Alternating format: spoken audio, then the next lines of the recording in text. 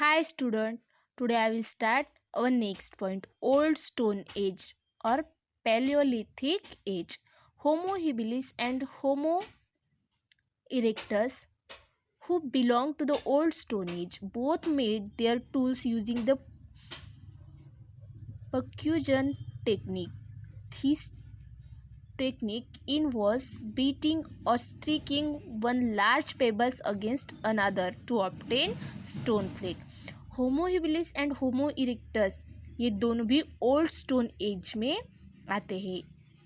इन दोनों ने बहुत सारे टूल्स बनाए, बहुत सारे हथियार बनाए। अब इन्होंने जो टूल्स बनाए उनकी एक अलग टेक्निक थी, परक्यूजन टेक्निक। ये मीन्स ये जो टूल्स बनाते थे तो एक स्टोन दूसरे स्टोन पर मारकर इन लोगों ने नए टूल्स बनाए। मतलब एक पत्थर दूसरे पत्थर पर मारकर इन लोगों ने टूल्स बनाए। इसे क्या बोलते हैं? Percussion technique. The first tool made in the old stone age with the technique were crude. Only one side of those tools had a sharp edge. Such tools are known as chopper. They could only be used for breaking nuts or bones. The tools made by Homo habilis were of this kind. They indicate that Homo habilis had not yet learned to hunt. Flakes of stone would be produced while shaping his tools. He used the flakes for scraping meat from hide, from chopping meat and other foodstuff, for sharpening wooden stick. अब ये जो tools है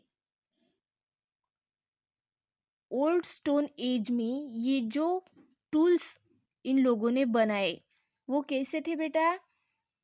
वो ऐसे उनका कुछ shape नहीं था, वो एक ही साइड में शार्प थे और दूसरे साइड में ऐसे नॉर्मल थे। उसकी एक ही साइड शार्प थी, ऐसे धारदार थी। और ये जो टूल्स है इसका यूज सिर्फ और सिर्फ सीड्स, नट्स तोड़ने के लिए हो सकता था, या फिर इससे बोन्स तोड़ सकते थे। मीन्स नट्स, सीड्स, बोन्स तोड़ने के लिए ही इन हथियारों का यूज हो सकता था। अब इससे हमें ये पता चलता है कि इन हथियारों को देखकर हम ये भी कह सकते हैं कि ये जो होमो इरेक्टस और होमो हैबिलिस जो लोग हैं, इन लोगों को शिकार करना मतलब इनको शिकार का इतना नॉलेज नहीं था। ये सब उनके हथियार देखकर हम कह सकते थे। अब ये जो हथियार वो लोग तैयार करते थे तभी उन हथियारों से जो स्टोन के जो अलग से जो एक पत्थर वो दूसरे पत्थर पे मारते थे तो जो स्टोन के जो अलग से जो छिलके निकलते थे, तो उसका जो यूज है ना, वो अगर कोई एनिमल्स है तो मरा हुआ एनिमल्स है तो उसका जो मांस है वो ऐसा खुरेद के निकालने के लिए वो उसका यूज करते थे। अब ये जो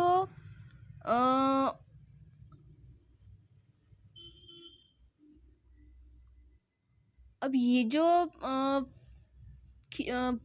हथियार है उनकी, वो उससे वो एनिमल्स का मांस जो है वो खुरेद कर निकालते थे उसके ही साथ साथ उनका जो अदर फूड है, जो बाकी का फूड वो खाते थे, तो उससे तोड़कर उसके टुकड़े बनाकर खाने के लिए भी इसका यूज कर सकते थे. Now, tools like the hand axe and uh, cleaver made by Homo erectus are more proportionate and symmetrical than the chopper made by Homo habilis. A proportionate and symmetrical tools has to be mentally visual first. Only then it is possible to make it. Homo erectus could mentally visualize his tools even before the actually shape them. To obtain stone flakes, he used things like antlers as hammers. He further sharpened the edge of those flakes by scraping off smaller pieces to make scrapers with very sharp edge. It means that Homo erectus was using different tools for different tasks according to the demand of the task. अब होमो erectus ने जो हथियार बनाई, वो हथियार होमो erectus ने जो हथियार बनाई तो वो होमो हैबिलिस के हथियारों से थोड़ा अलग था. उनसे भी ज़्यादा प्रोग्रेस उनके हथियारों में थे. उन्होंने जो हैंड एक्स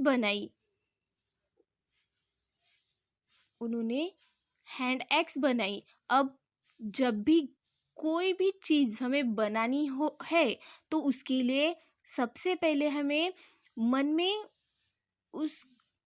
में सोचना पड़ता है, इमेजिन करना पड़ता है कि हमें क्या बनाना है, कैसे बनाना है, उसकी साइज क्या होनी चाहिए, उसका शेप क्या होना चाहिए.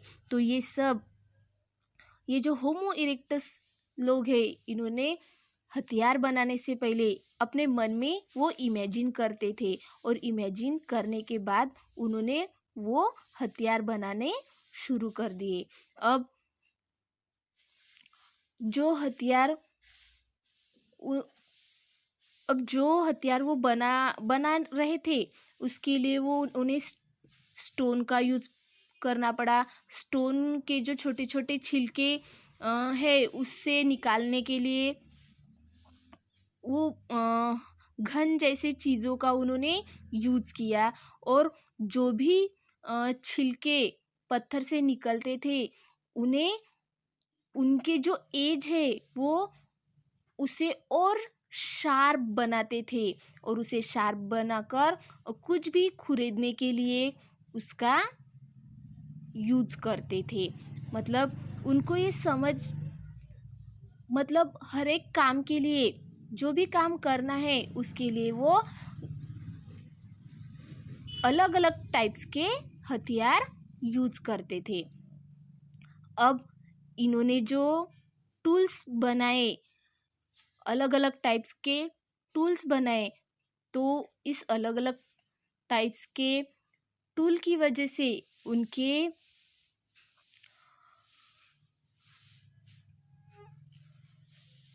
उन्होंने अलग अलग टाइप्स के टूल्स बनाए. Now listen. With his improved tools, Homo erectus could have greater variety of food because he could now hunt a variety of big and small animals. These include mainly the deer, pigeon and rabbit. अब ये होमो erectus ने अलग अलग types के tools बनाए, तो इनके इस टूल की वजह से उनके फूड में भी चेंजेस हो गए, क्योंकि अब उनके पास एकदम शार्प स्टोन टूल्स थे और उसकी वजह से वो अलग अलग बड़े और छोटे एनिमल्स की शिकार कर सकते थे और शिकार कर वो उनका